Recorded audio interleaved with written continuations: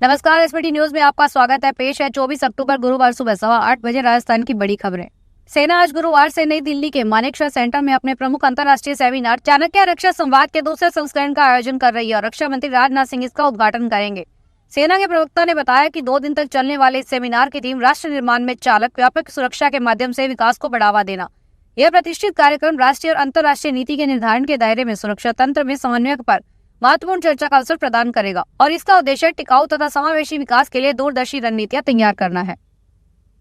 जयपुर के भागरोटा थाना पुलिस और साइबर सेल ने आज बड़ी कार्रवाई करते हुए 6 बांग्लादेशियों को गिरफ्तार किया है।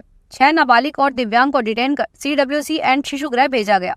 आरोपियों के पास से पुलिस ने पासपोर्ट व अन्य दस्तावेज बरामद किए हैं। इनकी जानकारी गृह मंत्रालय को भी भेज दी गई है। डीसीपी वेस्ट अमित कुमार ने बताया 20 अक्टूबर को मुखबिर की सूचना मिली कि भागरोटा इलाके में कुछ बांग्लादेशी रह रहे हैं। सूचना पर पुलिस टीमों को एक्टिव किया गया। इसके बाद पुलिस टीम मौके पर रेड की। पुलिस को 6 संदिग्ध बांग्लादेशी और इनकी मदद करने वाले एक भारतीय नागरिक को गिरफ्तार किया। मौके पर पुलिस को इनके परिवार के 6 लोग मिले। इसमें कुछ नाबालिग और कुछ दिव्यांग थे, जिसमें CWC एवं शिशु गृह में शिफ्ट कराया गया। हनुमानगढ़ में भ्रष्टाचार निरोधक ब्यूरो ने बुधवार को कार्रवाई करते हुए सिंचाई विभाग के वरिष्ठ सहायक को 15,000 रुपए की रिश्वत लेते रंगे हाथ गिरफ्तार किया है। गिरफ्तार वरिष्ठ सहायक सिंचाई विभाग के AN गग्गर ब्लॉक ऑफिस में कार्यरत था। ACP ने DYAC नरेश गेरा ने बताया कि विभाग में काश्तकार ने शिकायत दर्ज कराई थी कि पुलिया निर्माण कार्य को लेकर विभाग में कार्यरत वरिष्ठ सहायक सतपाल जाकर 15,000 रुपए की रिश्वत मांग रहा था। इस पर शिकायत का भौतिक सत्यापन करवाया गया। सत्यापन में शिकायत सही प्राप्त होने पर किसान को रंग लगे नोट देकर वरिष्ठ सहायक सतपाल जाखड़ के पास भेजा गया। उच्चतम न्यायालय ने राज्यों के राजस्व की दृष्टि से एक महत्वपूर्ण निर्णय देते हुए हर प्रकार की शराब पर कर लगाने के उनके अधिकार को बरकरार रखा है। मुख्य न्यायाधीश DY चंद्रचूड़ की अध्यक्षता वाली 9 सदस्यीय संविधान पीठ ने इस मामले में बुधवार को 8-1 के बहुमत से यह फैसला सुनाया और 7 न्यायाधीशों की पीठ के पहले से उस फैसले को पलट दिया, जिसमें व्यवस्था दी गई थी कि औद्योगिक अल्कोहल के उत्पादन के नियंत्रण का अधिकार केंद्र सरकार को है। इस मामले को 9 न्यायाधीशों की संविधान पीठ के समक्ष वर्ष 2010 में रखा गया था। बॉम्बे हाईकोर्ट ने बुधवार को 23 साल पुराने जया शेट्टी हत्याकांड मामले में गैंगस्टर छोटा राजन को जमानत दे दी है। जस्टिस रेवती मोहिते डेरेत और पृथ्वीराज चौहान की बेंच ने राजन को जमानत के लिए 1 लाख रुपए का बॉन्ड भरने का आदेश दिया है। हालांकि राजन पर क्राइम के कई अन्य मामले भी चल रहे हैं, इसलिए अभी वह जेल में ही रहेगा। सेंट्रल मुंबई में गोल्डन क्राउन होटल की मालकिन जया शेट्टी की 4 मई 2001 को राजन के गिरोह के 2 लोगों ने गोली मारकर हत्या कर दी थी। इसी साल मई में एक स्पेशल कोर्ट के मामले में राजन को दोषी मानते हुए आजीवन जेल की सजा सुनाई गई थी।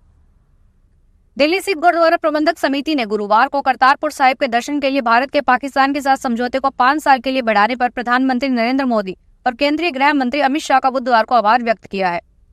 समिति के अध्यक्ष सरदार हरमीत सिंह कालका और महासचिव सरदार जगदीप सिंह काहलो ने आज यहां कहा कि केंद्र सरकार ने श्री मोदी और श्री शाह की दूरदर्शिता से वर्ष 2019 में श्री गुरु नानक देव जी के 550वें प्रकाश पर्व पर सिख समुदाय को यह बड़ी सौगात दी थी।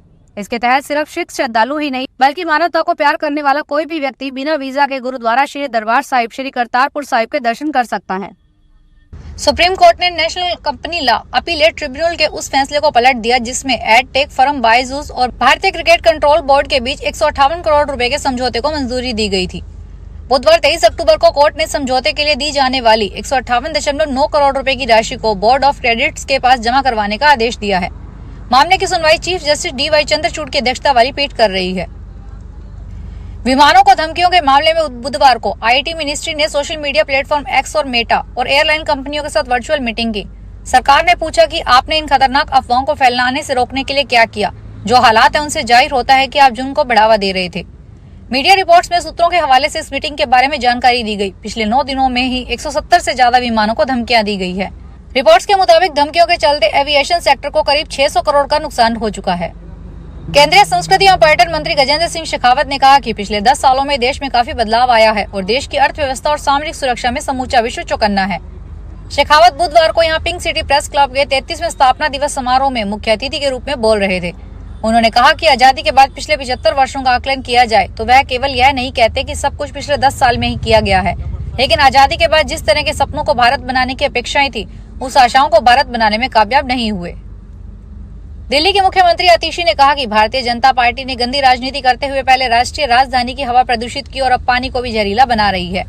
सुश्री आतिशी ने बुधवार को कहा कि भाजपा शासित हरियाणा द्वारा छोड़े जा रहे उद्योगों के प्रदूषित पानी से यमुनों में अमोनिया का स्तर बढ़ रहा है। उन्होंने कहा कि कालिंदी कुंज बैराज पर भी हरियाणा उत्तर प्रदेश के उद्योगों से आ रहा जहरीला पानी यमुना को प्रदूषित कर रहा है। इससे नदी में झाग बन रहा है।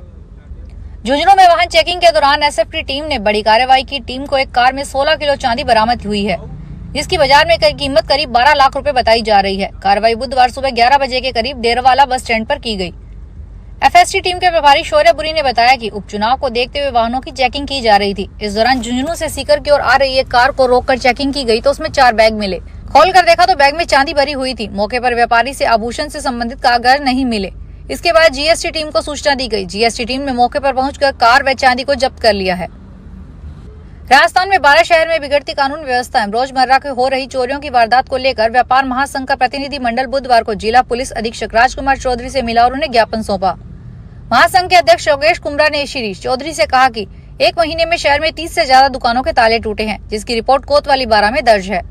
इसी के साथ ही जिले के अंता में भी सोने चांदी की दुकानों पर डकैती हुई है।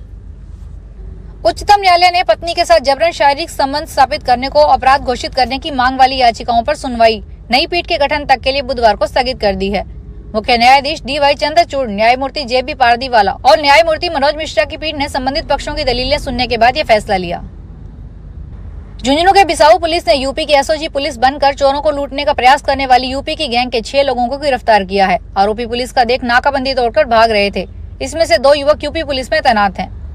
एसपी शरद चौधरी ने बताया कि बुधवार को सूचना मिली थी कि चूरू के सदर थाना क्षेत्र के खासोली धाम के पास एक लाल रंग यूपी नंबर की गाड़ी खड़ी है, जो राजस्थान रोडवेज बस में बैठी सवारियों को डरा धमकाकर अपने साथ नीचे उतारकर गाड़ी में बिठाकर बिसाऊ की ओर जा रही है, जिसके पास हथकड़ी भी है, जो अपने आप को एसओजी बता रही है। सूचना के बाद बिसाऊ थाना की टीम गठित कर गंगियासर तिराहा पर नाकाबंदी शुरू की गई। इस दौरान बिसाऊ की तरफ से एक लाल रंग की कार आती हुई दिखाई दी।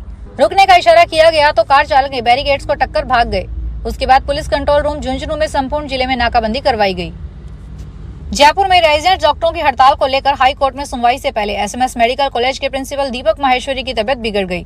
उन्हें सीने में तेज दर्द की शिकायत के बाद एसएमएस हॉस्पिटल के इमरजेंसी वार्ड में लाया गया, जहां उन्हें बांगड़ परिसर के कार्डियक वार्ड में शिफ्ट कर दिया गया।